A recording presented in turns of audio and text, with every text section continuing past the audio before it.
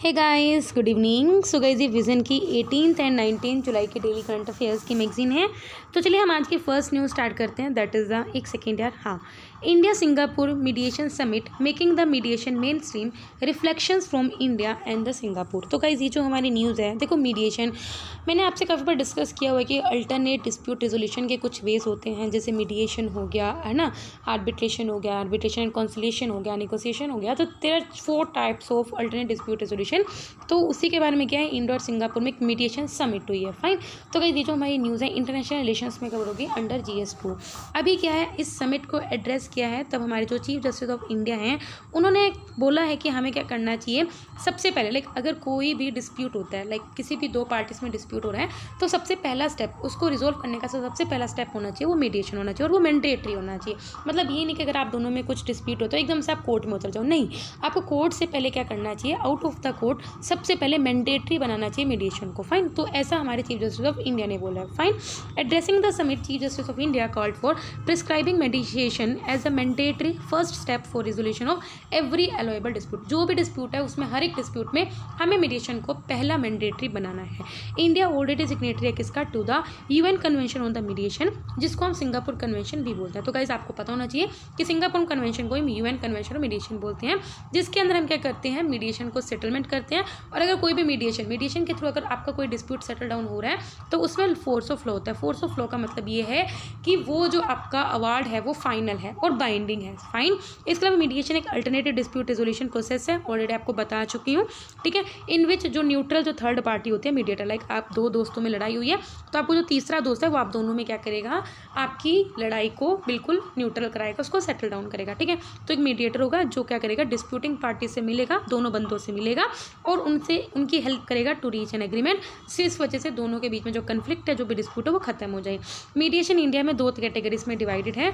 एक तो है कोर्ट रेफर्ड मीडिएशन होता है, जिसके अंदर कोर्ट क्या करती है, कुछ पेंडिंग केस, जो भी पेंडिंग केस होता है उसको क्या करती है, मीडिएशन के थ्रू क्या करती है, सॉल्व करती है। फाइन।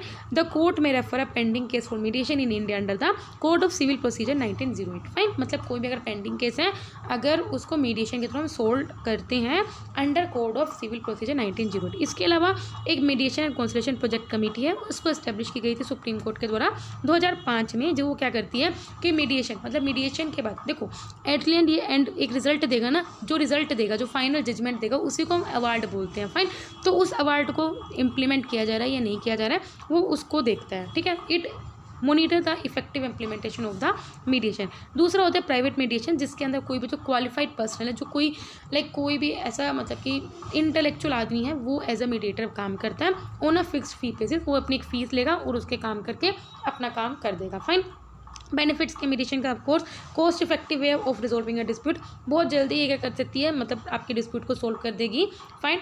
कोऑपरेशन और अंडरस्टैंडिंग को बढ़ाती है और कोर्ट की पेंडेंसी को रिड्यूस करती है। फाइन। अब आप देख सकते हो इंडिया में नियर अबाउट 43,000 मीडिएशन सेंटर्स हैं। डाटा सजेस्ट करता है 2005 से नियरली जो 3.22 मिलियन कॉन्सेस हैं उनको रेफर किया गया है थ्रू मीडिएशन, और इसमें से 1 मिलियन केस ऐसे हैं जो मीडिएशन के थ्रू सेटल डाउन किए गए हैं by March 2021। Fine. Next news है Gujarat high court live streaming rules. तो गाइस, जो हमारी न्यूज़ है GS2 में कवर होगी अंडर पॉलिटी एंड गवर्नेंस। अभी क्या जो चीफ जस्टिस ऑफ इंडिया है उन्होंने बोला है कि गुजरात की जो हाई कोर्ट की जो प्रोसीडिंग उनको लाइव स्ट्रीम किया जाएगा। जैसे पार्लियामेंट की जो भी प्रोसीडिंग्स होती है अंदर उनको लाइव स्ट्रीम किया जाता है, उसी तरह अब गुजरात हाई कोर्ट की जो प्रोसीडिंग्स हैं उनको लाइव स्ट्रीम्स किया जाएगा। और अब लाइव स्ट्रीम करते हुए क्योंकि लोगों की प्राइवेसी होती है तो उनके लिए कुछ लाइव स्ट्रीमिंग रूल्स भी रिलीज़ किए गए हैं ऑफ दैट हाई कोर्ट। तो गुजरात हाई कोर्ट पहला हाई कोर्ट बना है जिसने अपने लाइव स्ट्रीमिंग के रूल्स बनाए हैं, followed by the Karnataka high court. Fine. तो ये आपको पता होना चाहिए, पहला हाई कोर्ट कौन है, गुजरात हाई कोर्ट, और इसके बाद कौन अपने लाइव स्ट्रीमिंग के रूल्स निकालने वाले, Karnataka high court. Fine. Rules का क्या एम है, रूल्स का एम ये है कि हम क्या करते हैं, ओपन कोर्ट के प्रिंसिपल्स को ज़्यादा से ज़्यादा अपनाएं, ट्रांसपेरेंसी रखें, सो दैट लोग भी जस्टिस को असेस कर सकें और पब्लिक इंटरेस्ट के बेसिस पे हम जजमेंट दे सकें। Fine. Live streaming of cases में कौन कौन से डिस्प्यूट्स को, मतलब कि अब इसमें भी कुछ केसेस होंगे जिनको हम लाइव स्ट्रीम करेंगे, जैसे मैट्रिमोनियल डिस्प्यूट्स हो गए, अगर आपका कोई शादी तलाक से रिलेटेड इशूज़ हैं, जो भी सेक्सुअल असोल्ट के अंदर ऑफेंसेस हैं वो भी लाइव स्ट्रीम होंगे। पोक्सो अंडर के जो केसेस है that is the protection of child from sexual offences act, या जुवेनिल, ये भी जुवेनिल में भी बच्चों के ऊपर ही एक होते हैं जो, ठीक है। ऑफिशियल सीक्रेट्स एक्ट, ये सब नहीं, सॉरी, ये कुछ ऐसे डिस्प्यूट्स हैं जिनको इनके अंडर लाइव स्ट्रीम नहीं किया जाएगा। फाइन। चैलेंजेस क्या है, अगर हमने पहले भी पढ़ा हुआ, जब हमने लाइव स्ट्रीमिंग से रिलेटेड पढ़ा था, चैलेंजेस क्या है कि इसमें क्या होएगा, क्योंकि अब लाइव स्ट्रीम ही आ जाएगा, तो जिसकी वजह से जो पॉपुलर जजमेंट होगी ना over the duty to protect individual rights against many, तो इसकी बढ़ जाएगी। इसके अलावा 24/7 इंटरनेट कनेक्टिविटी होनी चाहिए, इलेक्ट्रिसिटी कनेक्टिविटी होनी चाहिए, टेक्निकल मैन पावर की कमी है हमारे पास, और कहीं ना कहीं क्या है, जो डिजिटल डिवाइड आ जाएगा, मतलब जिन लोगों के पास नहीं है, डिजिटली इतने एक्टिव नहीं है, तो वो लोग और पीछे रह जाएंगे और इलिटरेसी भी और बढ़ जाएगी। फाइन, इसलिए हमने और इनिशिएटिव्स क्या लिए गए हैं ताकि हम लाइव स्ट्रीमिंग को प्रमोट कर सकें। सबसे पहले सुप्रीम कोर्ट ने क्या किया था, Swapnil Tripathi versus supreme court of India 2018 case में बोला था कि कोर्ट प्रोसीडिंग्स को लाइव स्ट्रीम करना चाहिए फॉर द पब्लिक इंटरेस्ट। इसके अलावा ई कोर्ट मिशन मोड प्रोजेक्ट आया, जिसका एम था कि हमने इसको इस तरह से बनाया था, जिसका विजन यही था कि हमें क्या करना है, इंडियन जुडिशरी को ट्रांसफॉर्म करना है बाय इंफॉर्मेशन, जो भी हमारे जो कम्युनिकेशन टेक्नोलॉजीज हैं उनके थ्रू हमें क्या करना है, अपनी जुडिशरी को ट्रांसफॉर्म करना है।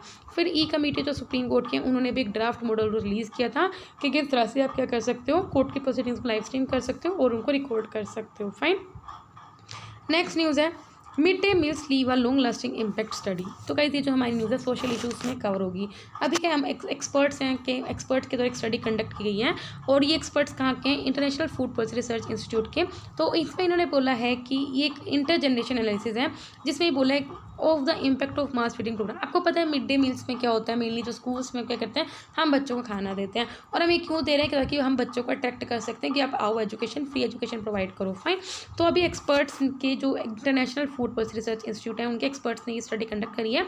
The study has attempted a first of its kind, और एक पहला एक इनिशिएटिव है जिसके अंदर उन्होंने ये एनालिसिस किया है कि इसका क्या इम्पैक्ट पड़ सकता है। ठीक है, हाईलाइट ये कि जो मिड डे मील स्कीम की वजह से इंडिया के जो हाइट फॉर एजेड स्कोर में 30 to 30% इंप्रूवमेंट आया है 2006 से 2016। मतलब इन 10 साल में बच्चों की जो एज के अकॉर्डिंग जो हाइट होती, क्योंकि पहले बच्चों को खाना नहीं मिलता था, नरिशमेंट नहीं मिलता था, तो खाने की वजह से बच्चों को नरिशमेंट मिलता है, जिसकी वजह से जो बच्चों की एज के अकॉर्डिंग हाइट नहीं बढ़ती, तो उसमें इंप्रूवमेंट आया, 13 to 30% इंप्रूवमेंट आया। जो मिड डे मील्स और लोअर स्टंटिंग के बीच में जो कनेक्शन है नेक्स्ट जनरेशन में, वो और ज़्यादा स्ट्रॉन्गर होने वाला है, स्पेशली कहाँ पे, लोअर सोशियो इकोनॉमिकल स्टेटस में, और इसकी वजह से जो वुमेन एजुकेशन, फर्टिलिटी और हेल्थ सर्विसेज भी वर्क करेंगी। फाइन, स्टंटिंग कब होती है, वही बात अभी हमने पढ़ा, जिन बच्चों की हाइट छोटी रहती है as compare to age. Fine, तो सिंपल बात है कि कहीं ना कहीं मिड डे मील्स का स्टनिंग से लेना देना पूरा है। मतलब कि अगर आपको मिड डे मील नहीं मिल रही है तो इसका मतलब आपकी हाइट छोटी रह सकती है, बिकॉज न्यूट्रिशन का बात है। ठीक है, तो यही वाला है। Fine, mid day meal scheme आपको पता है 1995 में लॉन्च हुई थी, जिसके अंदर हम बच्चों को जो गवर्नमेंट स्कूल्स में उनको फ्री में कुकड मील देते हैं with the minimum energy content of 450 kilo calorie. ठीक है, तो इनको इतनी हम कैलोरी की मील देते हैं। फाइन, 2011 में हमने बजट को एक्सपेंड किया था, और स्टेट्स ने भी सुप्रीम कोर्ट के ऑर्डर से इसको क्या किया था, इंप्लीमेंट किया था, और इसके कवरेज को हमने 46% बढ़ा दिया था। इसके अलावा हमने और क्या स्टेप्स लेके हैं, सो दैट हम माल न्यूट्रिशन को कवर कर सके। इंटीग्रेटेड चाइल्ड डेवलपमेंट सर्विसेज, जिसके अंदर हम क्या करते हैं, जो सप्लीमेंट्री न्यूट्रिशन प्रोग्राम लगाते हैं, हम बच्चों की न्यूट्रिशन, हेल्थ, एजुकेशन, इन सबको मॉनिटर करते हैं, प्रमोट करते हैं। सेकेंड है पोषण अभियान, जो कि एक नेशनल न्यूट्रिशन मिशन है, सो दैट हम बच्चों के, प्रेग्नेंट वुमेन और जो एडोलसेंट गर्ल्स हैं या फिर जो लैक्टेटिंग मदर्स हैं, उनके हम न्यूट्रिशन को इम्प्रूव कर सकें। फाइन, नेक्स्ट न्यूज़ है policy transmission improves post external benchmarks RBI study. Fine, तो कहीं देखो हमारी न्यूज़ इकोनॉमी में क्या होगी। अभी क्या है, मॉनेटरी ट्रांसमिशन का मतलब क्या होता है, वो प्रोसेस जिसके थ्रू हम क्या करते हैं, कुछ पॉलिसी रेट में चेंजेस करते हैं by the central bank are transmitted to the real economy. मतलब कि अभी क्या है, पॉलिसी रेट्स क्या होते हैं, जैसे सिंपल इतने रेट्स होते थे, रेपो रेट हो गया है ना, तो इन रेट्स में अगर हम कुछ चेंज करते हैं तो उसका इम्पैक्ट हमारी इकोनॉमी पे क्या दिख रहा है, रियल इकोनॉमी पे क्या दिख रहा है, उस प्रोसेस को हम क्या बोलते हैं, मॉनेटरी ट्रांसमिशन। फाइन, तो monetary transmission is the process through which changes in the policy rate by the central bank are transmitted to the real economy। RBI ने इससे पहले सभी बैंक्स को मैंडेटरी बोला है कि आपको अपने फ्लोटिंग रेट लोन्स को लिंक करना है to retail customer and loans to micro, जो एमएसएमईज को आप लोन्स देते हो, फाइन, या फिर जो आप रिटेल कस्टमर्स को जो लोन देते हो, उनको आपको बैंक को लिंक करना है अपने फ्लोटिंग रेट लोन्स को टू एन एक्सटर्नल बेंचमार्क। अब फ्लोटिंग इंटरेस्ट रेट वो इंटरेस्ट रेट होता है जो, अब नाम से समझ में, एक तो फिक्स इंटरेस्ट रेट होता है। सपोज अगर आप एफडी कराते हो तो आप फिक्स इंटरेस्ट रेट पे कराते हो 6% या 7%, लेकिन जो आरडी होती है ना, वो क्या करते हैं, उसका इंटरेस्ट रेट फ्लक्चुएट होता रहता है, क्योंकि आरडी 5 साल की होगी, तो 5 साल में किसी साल में 6% मिल रहा होगा, किसी साल में 7% मिल रहा होगा, किसी साल में 5% मिल रहा होगा, तो उस हिसाब से क्या होता है, वो इंटरेस्ट रेट बदलता रहता है। फाइन, तो फ्लोटिंग इंटरेस्ट रेट वो इंटरेस्ट रेट होता है जो मार्केट के अकॉर्डिंग फ्लक्चुएट होता रहता है, अप एंड डाउन होता रहता है। फाइन, बैंक से कर सकते हैं, कोई भी 4 एक्सटर्नल बेंचमार्क्स को चूज कर सकते हैं, that is repo rate, 3 month treasury bill yield, 6 month treasury bill yield या फिर कोई भी ऐसा बेंचमार्क या इंटरेस्ट रेट जो पब्लिश किया जाता है किसके द्वारा, financial benchmarks India private limited के द्वारा। फाइन, आई होप गाइज आपको रेपो रेट क्या होगा, ट्रेजरी बिल्स क्या होता है, ये सब पता होगा। फाइन, अगर जिनको नहीं पता है तो गाइज जिनको पता है वो इसको कमेंट सेक्शन में आप मुझे रिप्लाई करोगे। फाइन, एट प्रेजेंट जो इंडिया में जो इंटरेस्ट, जो भी लोन्स के ऊपर जो इंटरेस्ट रेट होते हैं वो लिंक्ड होते हैं बैंक के marginal cost of fund based interest rate से, जिसको हम marginal cost of landing rate भी बोलते हैं। अब ये जो MCLR होता है एक मिनिमम इंटरेस्ट रेट होता है जिसपे कमर्शियल बैंक लैंड कर सकता है या फिर उधारी दे सकता है। सपोज करो आपको लोन देना, किसी बैंक को लोन देना है तो वो मिनिमम कितने इंटरेस्ट रेट पे लोन दे सकता है, that is called as the MCLR। ठीक है, एक्सटर्नल बेंचमार्क सबसे पहले प्रपोज किया गया था हमारे जो पुराने गवर्नर थे उर्जित पटेल के द्वारा 2018 में। उसके अलावा क्या हुआ, उसके बाद काफ़ी changes I since changes again 250 basis reduction in policy repo rate, 155 basis decline is recorded between February 2019 and June 2019। अब आपको पता ही होगा फरवरी 2019 के बीच से और जून 2021 के बीच में काफ़ी चेंजेस हुए, क्योंकि जो 250 बेसिस रिडक्शन हुआ था पॉलिसी रेपो रेट में। फाइन, जिसकी वजह से 155 बेसिस को डिक्लाइन रिकॉर्ड किया गया था। फाइन, बेनिफिट्स क्या, अगर आप इफेक्टिव वे में पॉलिसीज को क्या करते हो, मतलब कि benefits of effective policy transmission, मतलब आप अगर अच्छे वे में आप क्या कर सकते हो, इफेक्टिवली वो देख सकते हो। लाइक अगर RBI कुछ भी रेपो रेट चेंज कर रहा है तो उसका एक्चुअल में क्या इकोनॉमी पे इंटरेस्ट पड़ रहा है, अगर आप इसको अच्छे से एनालाइज कर सकते हो तो इसका बेनिफिट क्या होगा। सबसे पहले आप क्या कर सकते हो, जो अपने पॉलिसी मोटिव है उनको फास्टर और बेटर वे में अचीव कर सकते हो, कंज्यूमर का इंटरेस्ट प्रोटेक्ट कर सकते हो by overcoming asymmetry of transmission, transparency improve कर सकते हो बैंक लोन प्रोडक्ट्स में। फाइन, नेक्स्ट न्यूज़ है centre yet to appoint a director of inquiry to probe complaint from the Lokpal. तो गाइज ये जो हमारी न्यूज़ है again GS2 polity and governance में कवर होगी। अभी क्या लोकपाल से रिलेटेड जो भी कंप्लेंट्स होगी उनको इन्वेस्टिगेट करने के लिए हम एक डायरेक्टर ऑफ इंक्वायरी को अपॉइंट करेंगे, ये बात है। फाइन, लोकपाल आपको पता होना चाहिए एक नेशनल एंटी करप्शन ऑम्बुड्समैन है जिसका काम ये कि पब्लिक सर्वेंट्स के अगेंस्ट जो भी कंप्लेंट्स होते हैं उनको देखता है, जो कि डिफाइंड है under the Lokpal act 2013। Fine, मतलब कि जो पब्लिक ऑफिशियल्स हो गए, चाहे IAS हो गए IPS हो गए, तो उनके अगेंस्ट भी कुछ कंप्लेंट्स होती हैं या फिर वो करप्शन करते हैं तो उनके को मॉनिटर करती हैं, उनको इन्वेस्टिगेट करती हैं। इस एक्ट के अंदर एक डायरेक्टर ऑफ इंक्वायरी होना चाहिए जिसका रैंक ज्वाइंट सेक्रेटरी से कम नहीं होना चाहिए और जिसको अपॉइंट किया जाएगा गवर्नमेंट के द्वारा। वो क्या करेगा, फॉर कंडक्टेड प्रिलिमिनरी इंक्वायरी। देखो आपको पता है CBC का काम क्या है, जो भी करप्शन वाली चीज़ें उनको देखना है।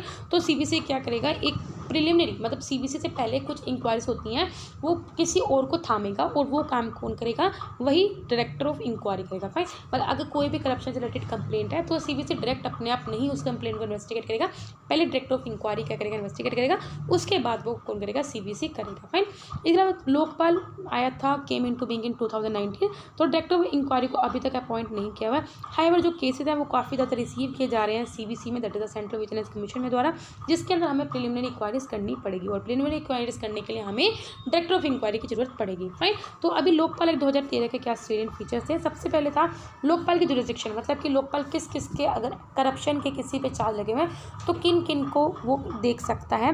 प्राइम मिनिस्टर को भी, मिनिस्टर्स, मेंबर ऑफ पार्लियामेंट और ग्रुप ABCD ऑफिसर सबके अंडर जो करप्शन के चार्ज हैं सबको इन्वेस्टिगेट कर सकते हो। आपको याद रखना प्राइम मिनिस्टर को भी देख सकता है।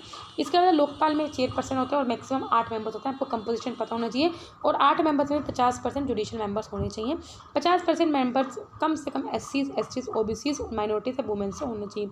इसके अलावा लोकपाल के जब आप ये मेंबर चूज़ करते हो तो सिलेक्शन कमेटी कौन कौन सी होती है, प्रधानमंत्री होते हैं, स्पीकर ऑफ लोकसभा होता है, लीडर ऑफ अपोजिशन होता है लोकसभा का, चीफ जस्टिस ऑफ इंडिया होते हैं और सिटिंग प्राइम सुप्रीम कोर्ट जज होते हैं जिनको नॉमिनेट किया जाता है किनके द्वारा, चीफ जस्टिस ऑफ इंडिया के द्वारा, और ये एक एमिनेंट जूरिस्ट होना चाहिए to be nominated by the president. Fine, next news पढ़ते हैं, हिल्सा फिश। अब हमारी छोटी छोटी न्यूज़ है। फिश वैनिश हो गई है गंगा से because of the reason, because हमने फरक्का बैरेज को कंस्ट्रक्ट किया जिसकी वजह से फर्स्ट टाइम आफ्टर 3 डिकेड्स उनको कोट किया गया। The fish vanished from the Ganga because of reason such as the construction of Farakka barrage has now been caught first time after the 3 decades. मतलब क्या है, जब गंगा पे फरक्का ब्रिज को बनाया गया था तब माना जा रहा था कि जो ये हिल्सा फिश है वो वैनिश हो चुकी है गंगा रिवर से, लेकिन अभी 30 साल बाद पहली बार इस फिश को कोट किया गया है। हिल्सा फिश को हम टेनेरोसा इलिशा भी बोलते हैं। ये एक एनाड्रोमस फिश है, मतलब कि वो फिश जो सलाइन वाटर से फ्रेश वाटर में भी मतलब कि क्या कर सकते हैं, माइग्रेट कर सकते हैं। बिकॉज आपको पता है फिशेस का भी अपना हैबिटेट होता है, ये नहीं वो किसी भी वाटर में रहते नहीं, लेकिन ये फिश क्या है वो सलाइन वाटर से फ्रेश वाटर में माइग्रेट कर सकती है अगर उसको एग्स ले डाउन करने हैं। एग्जाम्पल, ये बे ऑफ बंगाल से माइग्रेट होकर रिवर पद्मा में भी जाती है, जमुना में भी और मेघना में भी जाती है। जो national mission for clean Ganga है वो इनकी प्रिजर्वेशन पे काम कर रहा है, किसके साथ मिलकर, ICAR के central inland fisheries research institute के साथ मिलकर। फाइन, नेक्स्ट है डॉपलर रेडार रिसेंटली क्या जो IMD है, that is the Indian meteorological organisation का ओनली जो डॉपलर रेडार है जो मुंबई में है, उन्होंने क्या किया है, वेदर पैटर्न और जो फोरकास्ट को सर्वे करता है वो काम करना बंद हो गया। मतलब कि जो रेडार था अभी वो काम करना बंद कर दिया है, जो वेदर को सर्वे करता था और फोरकास्ट को सर्वे करता था। इसका प्रोसीजर क्या था, मतलब किस तरह से ये क्या करता था, ऑब्जर्व करता था। ये ऑब्जर्व करता था time required for the beam to be transmitted and return to the radar एवलॉस, जिसके हिसाब से वो वेदर को क्या होने वाला है उनको डिपार्टमेंट्स को फोरकास्ट करता था कि एटमॉस्फेयर में कब रेन ड्रॉप्स होने वाली हैं, और उनके डिस्टेंस को मेज़र करता था from the radar. Doppler radar एक स्पेशल था बिकॉज ये इन्फॉर्मेशन प्रोवाइड करता था कि कहाँ पे पोजीशन ऑफ टारगेट्स भी बताता था और उनकी मूवमेंट के बारे में भी बताता था। However this makes it possible to tell whether the precipitation is moving toward और away from the radar. Fine, next है, एक सेकेंड यार, पेगासूस स्पाईवेयर। फाइन, तो अभी इट हैज़ बीन रिपोर्टेड कि जो स्पाईवेयर टूल है दैट इज अ पेगासूस। तो सबसे पहले आपको पता होना चाहिए पेगासूस किससे रिलेटेड है, आपको डायरेक्ट क्वेश्चन पूछ लेते हैं। तो यू शुड नो कि ये स्पाईवेयर है जिसको डेवलप किया गया था Israeli firm that is NSO group के द्वारा। उन्होंने क्या किया है, एक जर्नलिस्ट और ह्यूमन राइट एक्टिविस्ट पे स्पाई किया, मतलब कि नज़रअंदाजी किया। जो एनएसओ ग्रुप है वो Tel Aviv based cyber security company है जिसका काम यही है कि सर्विलेंस टेक्नोलॉजी जहाँ पे भी मॉनिटरिंग करना हो इसमें काफ़ी ज़्यादा स्पेशलाइज्ड है। पेगासूस क्या करते हैं, zero day it delivers a chain of zero day exploit to penetrate security features. काफ़ी सिक्योरिटी फीचर्स हैं, फ़ोन में भी प्रोवाइड करती है या फिर वो डिवाइस में भी। जीरो डे एक्सप्लोइट का मतलब क्या है, इसमें कंप्लीटली अननोन वल्नरेबिलिटी होती है और कोई भी पैच नहीं होता या फिर फिक्स अवेलेबल नहीं होता है। नेक्स्ट है नेबरहुड ड्राइवर। अभी जो NB ड्राइवर एक artificial intelligence based mathematical model है जिसको डेवलप किया गया IIT मद्रास के द्वारा, जिसमें हम क्या देखेंगे, सेल्स में कौन से जो कैंसर कोजिंग अल्ट्रेशन है उनको आइडेंटिफाई करेगा। आपको पता है जब कैंसर होता है तो कुछ हमारे जो सेल्स होते हैं बॉडी के बहुत वीक हो जाते हैं, उनको अल्टर करता है। कैंसर क्या करता है, सेल्स को अल्टर करता है। तो हम आइडेंटिफाई करेंगे कि कौन कौन से कैंसर कोजिंग ऐसे अल्ट्रेशन कौन कौन सी है। ठीक है, NB ड्राइवर एल्गोरिथम क्या करेगा, कुछ जेनेटिक अल्ट्रेशन को पॉइंट आउट करेगा which is responsible for cancer progression by differentiating between. Driver mutation क्या करेगा, कैंसर सेल्स को इनेबल करेगा टू ग्रो। ठीक है, पैसेंजर म्यूटेशन क्या करेगा, वो होंगे जिनका कोई इफेक्ट नहीं होगा on the progression of disease. मतलब कि आपने देखा होगा कभी कैंसर होता है, कई लोगों का ठीक भी होता है लेकिन कई लोगों का बढ़ता रहता है विद टाइम। फाइन, तो ड्राइवर म्यूटेशन क्या होता है, जो कैंसर सेल्स को और बढ़ाता है जिसके आप खतरनाक बनती है बीमारी। लेकिन पैसेंजर म्यूटेशन क्या होता है, उनका डिजीज़ की प्रोग्रेशन में कोई लेना देना नहीं होता है। पोटेंशियल बेनिफिट्स क्या होता है, इससे हम क्या कर सकते हैं, क्योंकि हम अच्छे से समझ सकते हैं कि वो किस तरह से म्यूटेट कर रहे हैं या सेल्स कैसे ग्रो हो रहे हैं, तो हम ड्रग अच्छा ढूंढ सकते हैं, हम मेडिसिन अच्छी ढूंढ सकते हैं। Fine, we can discover potential novel drug target. इसके अलावा हम राइट ड्रग प्रिस्क्राइब कर सकते हैं to the right person at a right time. Fine, next है OECD FAO agriculture outlook report 2021 से 30। रिपोर्ट ने कंसेंसस असेसमेंट प्रोवाइड करा है of the 10-year prospects for agriculture का, मतलब कि 10 साल का क्या होने वाला है एग्रीकल्चर कमोडिटी, फिश और बायोफ्यूल मार्केट का, नेशनल लेवल पे, रीजनल लेवल पे, ग्लोबल लेवल पे। और एक तरह का हमने रेफरेंस लिया है कि हमें आगे क्या पॉलिसीज़ लेके चलनी है और क्या प्लानिंग करनी है। फाइन, तो ये जो रिपोर्ट है, रिपोर्ट में हमने अगले 10 साल का क्या क्या प्रोग्रेस होने वाला है एग्रीकल्चर कमोडिटीज़, फिश पे, बायोफ्यूल मार्केट पे, नेशनल लेवल पे, रीजनल लेवल पे, ग्लोबल लेवल पे, इन सबको हमने क्या क्या स्टडी किया है। ये आउटलुक पीरियड जो है वो 2030 में एंड होगा। तो रिपोर्ट ने प्रोजेक्ट किया है और कुछ एरिया सजेस्ट किया है जहाँ पे हमें अटेंशन देनी होगी अगर हम अपने सस्टेनेबल डेवलपमेंट गोल्स अचीव करने हैं। इन्होंने बोला है कि हमें अपना बिजनेस जैसे हम अभी तक फॉलो करें वैसे फॉलो करो, लेकिन इट विल भी, अगर हम ऐसा ही फॉलो करते रहेंगे तो हमारा जो सस्टेनेबल डेवलपमेंट गोल 2 है, जीरो हंगर, उसको अचीव करना थोड़ा मुश्किल है। नेक्स्ट है विंटेज मोटर व्हीकल। अभी के जो ministry of road transport highways हैं उन्होंने क्या कह रहा है, विंटेज मोटर व्हीकल्स की रजिस्ट्रेशन प्रोसेस को फॉर्मलाइज करें सो दैट हम इन व्हीकल्स के हेरिटेज को प्रमोट कर सकें, प्रिजर्व कर सकें। अब आपने देखोगे अगर आप कभी किसी म्यूजियम में गए हो तो जो पुराने व्हीकल्स होते थे या फिर जो राजा महाराजा के टाइम पे कोई कार्स चलती थी वो अभी म्यूजियम में रखे, लेकिन वो अभी वर्क में नहीं है। लेकिन अभी क्या मिनिस्ट्री ऑफ रोड ने बोलते कि नहीं, अब हम विंटेज मोटर व्हीकल्स की रजिस्ट्रेशन प्रोसेस को दोबारा स्टार्ट करेंगे, फॉर्मल करेंगे, ताकि हम जो इंडिया का हेरिटेज है, जो व्हीकल्स का हेरिटेज है, उनको प्रमोट कर सके, प्रिजर्व कर सके। जैसे एम्बेसडर कार थी वो भी अब आउटफॉर्म हो जाए, कोई दिखेगी नहीं आपको।